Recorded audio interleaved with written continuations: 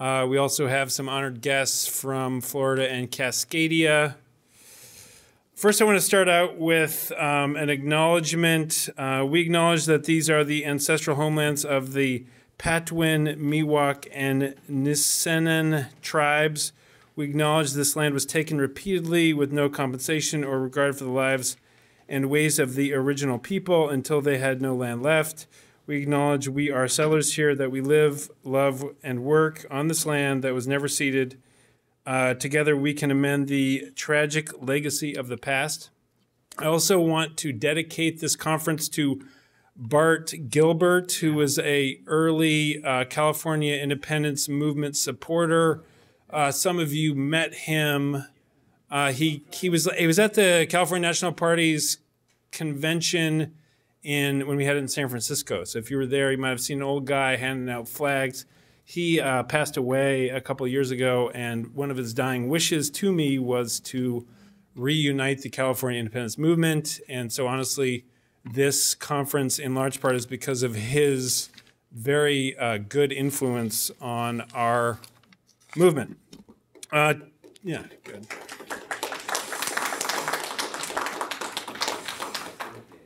So the purpose of today is essentially to give every member of, or every group that's part of the California independence movement an opportunity to talk about what they're doing. We're also going to hear from Bob Jackson, a libertarian from Florida, who's got an idea called the Jackson Amendment that would allow California to become independent.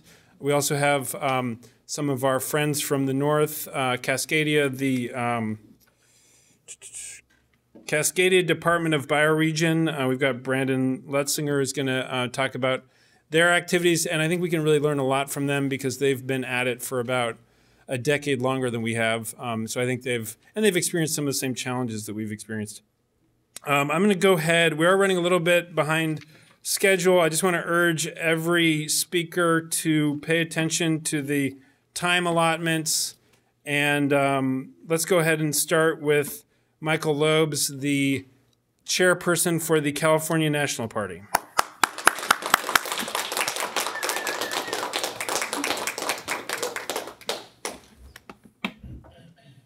All right. Good afternoon, everyone. Thank you for coming. Yeah, I'm definitely gratified to see that the people from all across California are here. You know, as north as Butte, as south as San Diego. You know, outside California, Cascadia. You know, I'm glad everybody was able to make it today. So thank you for the effort. So yeah, as Theo mentioned, one of the goals of this conference is to bring together these many groups who are working for California independence and, you know, discuss what we have learned, share our experiences, also recognize our differences, but ultimately stand united together around a shared vision of a free, secure, and prosperous California republic. But given the confusion many outside the movement have about our various organizations, I thought I'd spend my time highlighting what it is that specifically makes the California National Party distinct and what our place is within the CIM.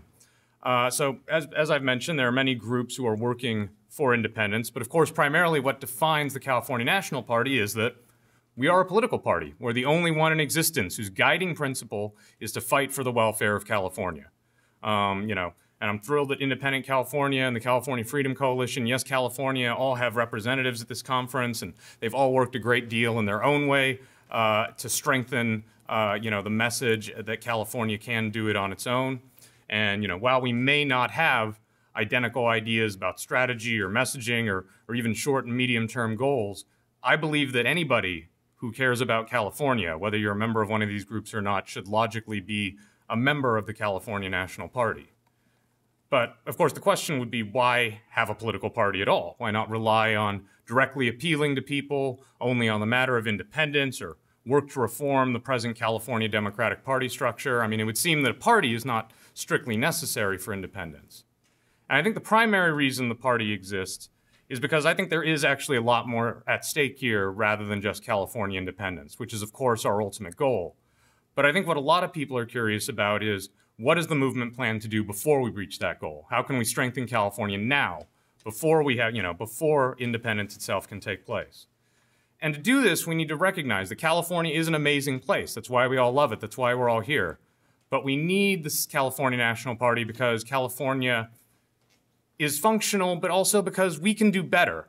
But we can only do better if we have our own political party that focuses on our own issues, whose goal is to solve our own problems, and focus not on what the United States is doing wrong. Everybody already knows what the United States is doing wrong. What we need is a message that talks about what California can do right. That's what people need to hear. That's what people need to understand.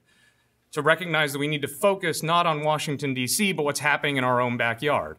That there are a lot of things happening just right around us that we miss because we're so focused on the federal circus. I remember specifically, I was talking to my mother not too long ago around, all the impeachment, which undoubtedly you've heard something about. And I remember she came up to me and she said, "Oh, did you see what Ruth said today?" And I'm like, "I don't know who Ruth is." "It's Mike Pompeo's secretary. Did you see what she said today?" And I said, "Mom, can you name anyone in the California government other than Gavin Newsom?" She kind of stopped and paused and had nothing. I talked to her last week. She says, "I think the lieutenant governor has a Greek last name." So here's the thing. We're sitting here looking at this massive federal sideshow, and we don't even know what's happening. Here we have somebody like Ricardo Laura, who's easily the most corrupt insurance commissioner since the office became elected. And we don't talk about it. We fail to challenge not just corruption, but even just basic inefficiency.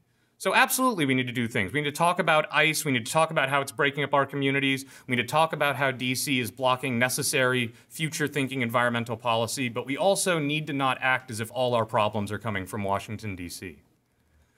I mean, the federal government is surely a problem, regardless of which party is in charge.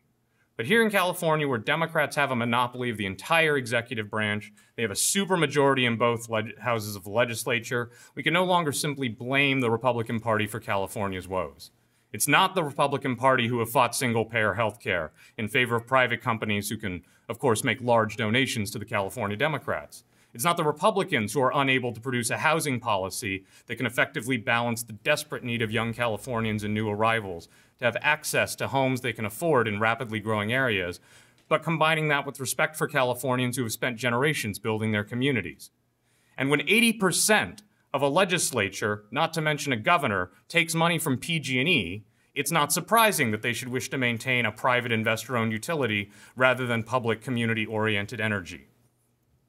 So as centralization continues around Sacramento, we need to realize that the only way the California National Party can win is if we're going to be willing to go back to the local community level, to address those issues that are ignored by a centralizing Sacramento government. So recently I had a discussion with the Scottish National Party, who have kindly submitted a presentation that we're going to see later, and they talked about how this is exactly how organizing took place there. That Labour, that Lib Dem, that Conservatives, they were all focusing on Westminster, and Scotland brought back home the message that we need to think about Scotland politically, and we need to think about California politically. We need to start by supporting local candidates, and we need to demonstrate our ability to govern. Because we have to recognize we're asking for a very big thing. And we need to remember that people want to feel secure that such a large change is for the better, to see that California can truly go on its own. And so I believe, obviously, in the benefits of independence, but I also believe in a general, more California-centric politics. And it's our responsibility to teach Californians that they need to look at California again. That, in short, we need to come out of the California closet. We need to be willing to go out there and say, yeah, that is what I believe. I am a Californian, and I believe we need to focus on California. And I've met many people who support our goals, but they're afraid to let their friends or their family or their coworkers know. But we can't afford to have shame in openly declaring that we are Californians and that this is what animates our politics. I am a California nationalist. It's not a dirty word. Nationalism doesn't need to mean hostility to outsiders. It doesn't need to mean insular self-interest or a belief in superiority. California doesn't need to be better or greater than any other nation. But it's different, and it's ours.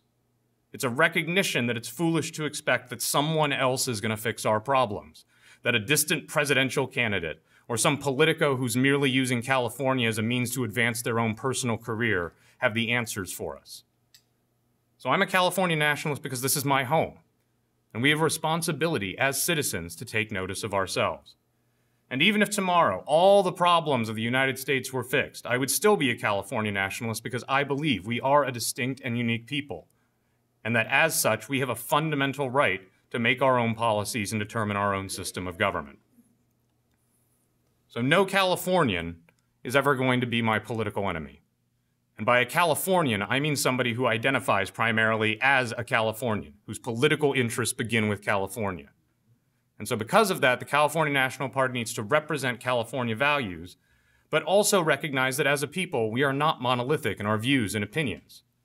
We need to create a party that opens a space where everyone who wants to work for California can find a place. I don't believe that the California National Party can succeed if we're going to be liberals or progressives or conservatives. We have to be Californians. We have to have the recognition that we need complex and nuanced views because California is a complex and diverse place. We can't afford to simply be another party selling yet another ideology that claims to have all the answers without pragmatic reflection or sufficient thought to the human beings who are affected. And so I feel that any attitude that seeks to divide us into antagonistic camps of coastal versus inland, or north versus south, or even blue versus red, is not looking at the California nation as it really is, which is a united whole with a shared infrastructure, a shared history, and I believe a shared destiny. So for us to succeed, our people must have faith in California and our ability to be our own nation within the global community. But to gain that faith, Californians need to have faith in their own government. So to accomplish this, we must return political representation to Californians. And we can only do that not through a federally backed, corporate-backed party, but one that's willing to fight for California, not just in the interests of independence, which is of course a long-term goal, but to bring representation back to Californians, to make sure that it's not the desires of a single political party that speaks our voice, but us. So that's what the California National Party is. Thank you very much.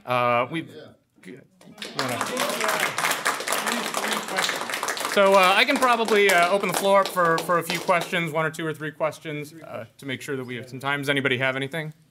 Otherwise, any questions about the California National Party? And of course, you can talk to me afterward as well. All right. All right. Well, thank you so much.